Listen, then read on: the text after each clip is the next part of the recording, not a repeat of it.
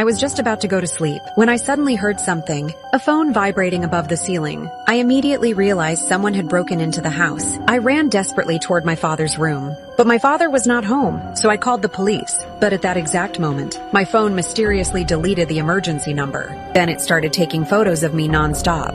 Terrified, I immediately threw the phone away and prepared to escape the house. Suddenly, my father's voice came from the living room. I grabbed a wooden stick and walked toward the living room. I discovered the voice was coming from a recorder, just as I felt confused. A man suddenly stood up from behind the couch. He calmly suggested playing a game with me. The rule was that before sunrise, if someone called me, he would let me live. I had no patience to listen to his nonsense. I raised the stick and was ready to kill him, but the man suddenly pulled out his phone. On the screen was a video showing my father with a knife pressed to his throat for my father's safety. I had no choice but to agree. He staggered toward the bathroom. I quickly hid behind the wall, planning to ambush him when he came out. But after waiting more than 10 minutes, he still never came out, so I cautiously looked into the bathroom and found my father tied up in the bathtub. I grabbed my weapon and rushed inside, but the knife was getting closer and closer to my father. I had no choice but to drop my weapon. He tossed me a roll of tape and ordered me to tie myself up, or he would drown my father. I slowly turned around in fear, letting him bind my hands.